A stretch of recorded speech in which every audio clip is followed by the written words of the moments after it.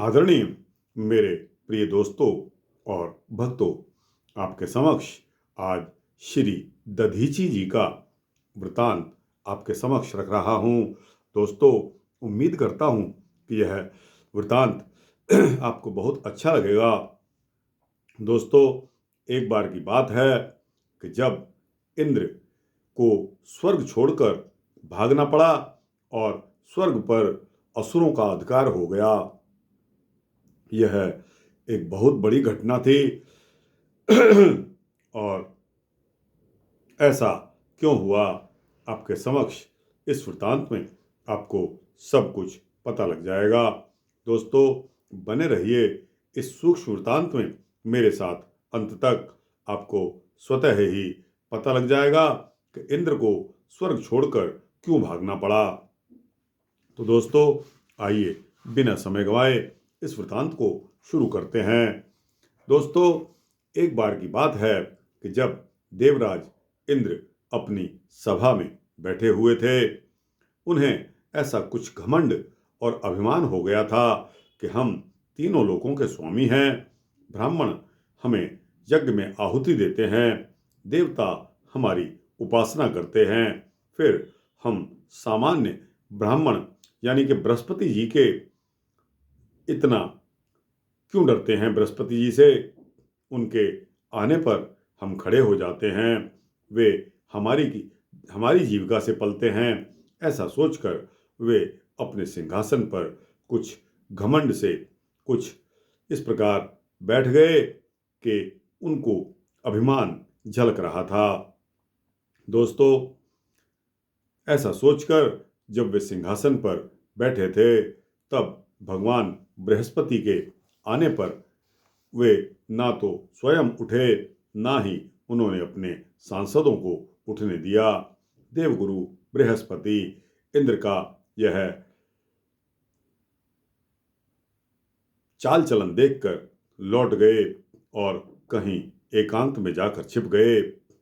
थोड़ी देर के पश्चात जब देवराज इंद्र का मद उतर गया, उनका नशा ढीला हुआ, उन्हें अपनी गलती महसूस हुई, वे अपने कृत्य पर पश्चाताप करने लगे और दौड़े दौड़े गुरु बृहस्पति के यहाँ आए, किंतु गुरु जी वहां से पहले ही चले गए थे। निराश होकर इंद्र लौट आए और गुरु के बिना अब यज्ञ को कौन करवाता। यज्ञ के बिना देवता शक्तिहीन हो जाते। असुरों को यह बात जब मालूम चल गई, गुरु के बिना यज्ञ हुआ, उन्होंने अपने गुरु शुक्राचार्य की सम्मति से उस समय मौका पाकर देवताओं पर चढ़ाई कर दी। इंद्र को स्वर्ग छोड़कर भागना पड़ा। स्वर्ग पर जब असुरों का अधिकार हो गया, पराजित देवताओं को लेकर इंद्र भगवान ब्रह्मा जी के पास पहुंचे और उनको सारा हाल सुनाया।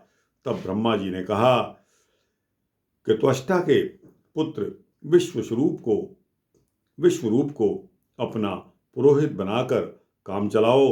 देवताओं ने फिर ऐसा ही किया कि त्वष्टा के पुत्र विश्वरूप को उन्होंने अपना पुरोहित बना दिया। विश्वरूप बड़े विद्वान, वेदज्ञ और सदाचारी थे, किंतु इनकी माता असुर कुल की मानी जाती थी। इससे ये देवताओं से छुपाकर असुरों को भी कभी कभी भाग दे देते थे। इससे असुरों के बल की वृद्धि होने लगी। इंद्र को इस बात का पता चला, उन्हें दूसरा कोई उपाय नहीं सूझा। एक दिन विश्वरूप जब एकांत में बैठे वेदों का अध्ययन कर रहे थे, वे कि इंद्र ने पीछे से जाकर उनका सिर काट डाला। इस पर उन्हें ब्रह्म हत्या का यह अपराध लग गया। जिस किसी प्रकार गुरु बृहस्पति जी प्रसन्न हो सकते हों, वह प्रसन्न हुए। उन्होंने यज्ञ आदि करा के ब्रह्म हत्या को पृथ्वी, जल, वृक्ष और स्त्रियों में बांट दिया। इंद्र का फिर से स्वर्ग पर अधिकार हो गया। इधर त्वष्टा ऋषि ने जब सुना कि इंद्र ने मेरे पुत्र को मार दिया है, तो उन्हें इस बात का बहुत दुख हुआ। अपने तप के प्रभाव से उन्होंने उसी समय इंद्र को मारने की इच्छा से एक बड़े भारी बलशाली दैत्य वृत्रासुर को उत्पन्न कर दिया। वृत्रासुर के पराक्रम से संपूर्ण त्रिलोक भयभीत हो गया। उसके ऐसे पराक्रम को देखकर देवराज भी डर गए। वे दौड़े दौड़े पुनः ब्रह्मा जी के पास गए। सारा हाल सुनकर ब्रह्मा जी से वृत्रासुर के कोप से बचने का उपाय पूछा। इस पर ब्रह्मा जी ने कहा कि हे देवराज, तुम किसी प्रकार वृत्रासुर से बच नहीं सकते। वह बहुत ही बड़ा बली, तपस्वी और भगवत भक्त है। उसे मारने का एक ही उपाय है कि नैमिषारण्य में एक महर्षि दधीचि तपस्या कर रहे हैं। उग्र तप के प्रभाव से उनकी हड्डियां वज्र से भी अधिक मजबूत हो गई हैं। दोस्तों, यहाँ आपको एक सेकंड के लिए पॉज कर रहा हूँ कि यहाँ दधीचि जिसके बारे में यह वृतांत मैं आपको सुना रहा हूँ, उनकी अहमियत स्पष्ट हो जाती है। तो दोस्तों, महर्षि दधीचि जहाँ तपस्या कर रहे हैं, उग्र तप के प्रभाव से उनकी हड्डियां जब वज्र से भी अधिक मजबूत हो गई हैं, यदि परोपकार की इच्छा से वे अपनी हड्डियां दे दें तो उनमें तुम अपना वज्र उनसे बना सकते हो। इससे वृत्रासुर मारा जा सकता है। ब्रह्मा जी की सलाह को मानकर देवराज समस्त देवताओं के साथ नैमिषारण्य में पहुंच गए। उग्र तपस्या में लगे हुए भगवान दधीचि, क्योंकि उस टाइम दधीचि भक्त थे, ऋषि थे, देवता थे, लेकिन तपस्या का ऐसा प्रभाव था कि उन्होंने भगवान के साथ अपना मेल कर लिया था। इसलिए भगवान दधीचि की उन्होंने भांति भांति जाकर स्तुति करनी शुरू कर दी।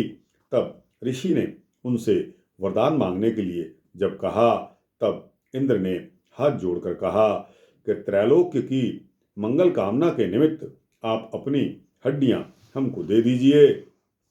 महर्षि दधीचि ने कहा कि देवराज, समस्त देहधारियों को अपना शरीर प्यारा होता है।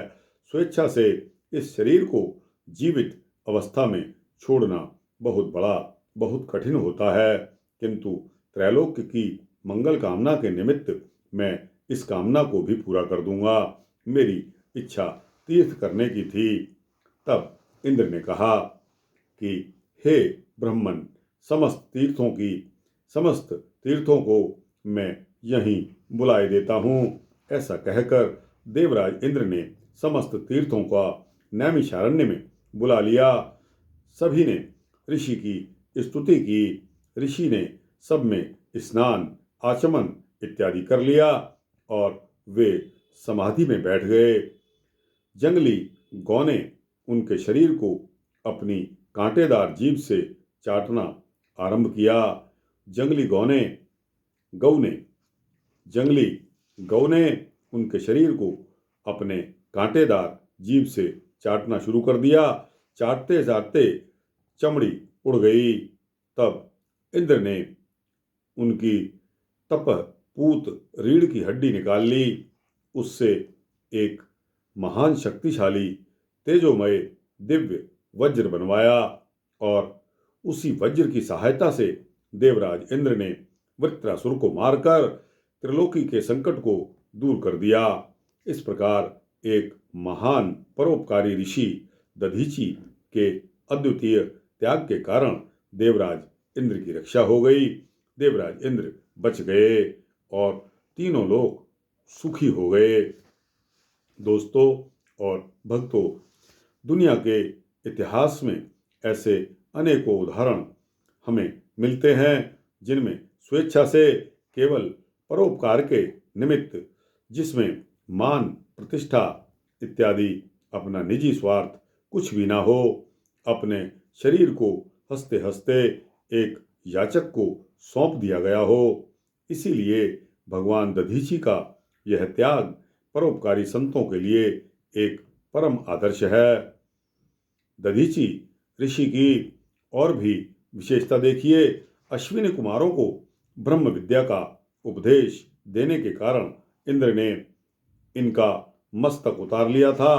फिर अश्विनी कुमारों ने इनके धड़ पर घोड़े का सिर लगा दिया और इससे इनका नाम अश्वशिरा विख्यात हो गया, प्रसिद्ध हो गया।